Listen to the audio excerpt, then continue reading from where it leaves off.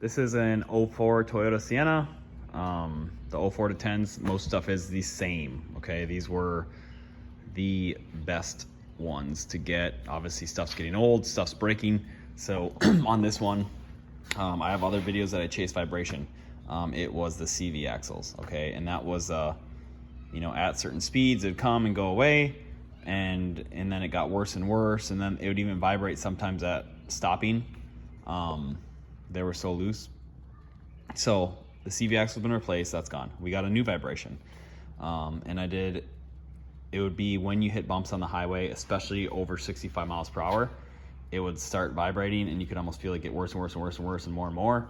And it would shake so much, it would start to make noise on this side because this steering link is bad, okay? So if I put a pry bar here, I could go up and down and clunk, clunk, clunk, clunk, clunk. So that shock is connected to this. They're connected together, the strut. So this one's bad. So when that one started going wild, it was shaking over here, okay? This van has 185,000 miles on it. So I've done CV axles, all the normal front end stuff, everything else is tight.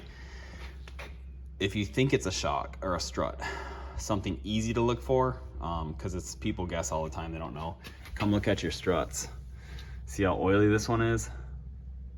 This one's blown out, okay? So this one is the bad one, all right? And it will shake so hard, you know, this stabilizer bar will make that link on the other side so loud, you can feel it through the back of the van. But just to let you guys know, so if you kind of feel like you got a vibration, you don't know what it is, if it gets worse, like when you hit a bump on the road and keeps going, it's a strut, because what happens is there's no damper to control the spring anymore. So it's sitting there going like this, and it's going faster and faster and faster, and you're getting a vibration. Now, see if you want to do this job yourself, this is what you're going to have to do. Okay, come up, you're going to have to take your cowling off. You'll pull these two up on each side, flip them up, and then the cowling clips into these clips. You'll pop it up, and you'll go get a 14 millimeter, and you'll remove your two windshield wipers, okay? Take those 14s off, wiggle them. You can make a mark, or just, you know where they lay on the windshield, pull them off, okay? And then the wiper assembly sits over the top of this. You might be able to sneak this out. I'm not gonna mess with it. I pulled it. It's 4 10 millimeter bolts. 1, 2, 3, 4. One plug-in. It's an old Toyota. It's gonna snap. So you're gonna have to, you know, put some silicone back on when you glue it. That will snap out. I actually said this as soon as I did it. I said, here we go, chunk.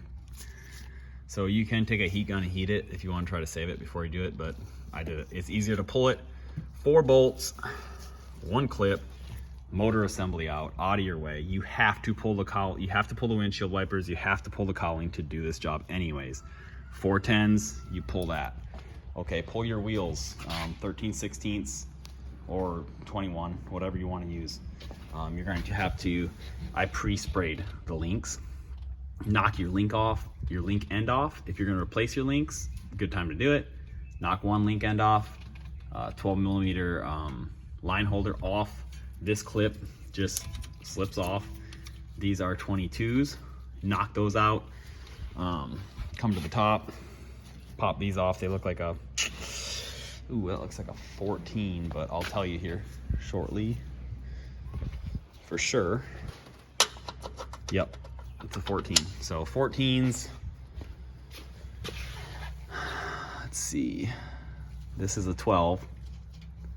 That's going to be a 17, most likely. So either way, if you're not comfortable ripping off your windshield wipers, pulling your motor assembly out, your cowling out to do these struts, probably don't do them. I'm giving you guys an overview of how you're going to do them.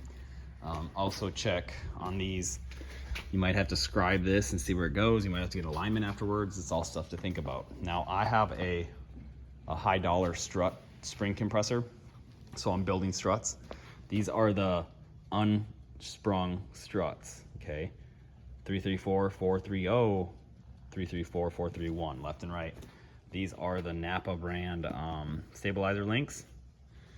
Okay, and these are the bellows with the bump stop from KYB.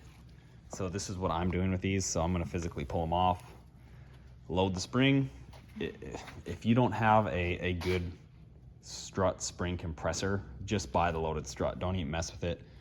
Even if it means doing it a week later and saving up your extra $80 to buy a loaded KYB strut, buy a Toyota or a KYB, okay? Like, these are a little bit more. Don't buy a Monroe. Don't go buy a Duralast brand. They just stink. I've had ones where it felt like the car was gonna roll over. I have ones that wouldn't move. We had to return them. It's been a big fiasco. So I only buy KYB or OEM. Hondas have a Showa. They're expensive, so I go and buy KYB for Hondas too. All right, well, I hope this helps you guys out. Lord bless you guys, and ask questions you have, but this is our van and this is what we run because I got it cheap and they last forever if you maintain them. And this is just, you know, we're coming up to 200,000 miles. The strut blew out. It's just how it is. It's, you know, the van's 20 years old. So please like and subscribe. Read John 14:6. Jesus Christ said, I am the way, the truth, and the life. Nobody goes to the Father except through me, or nobody comes to the Father except through me. Lord bless you guys. Hope this saves you money and gives you a good idea of, can I do this job or not?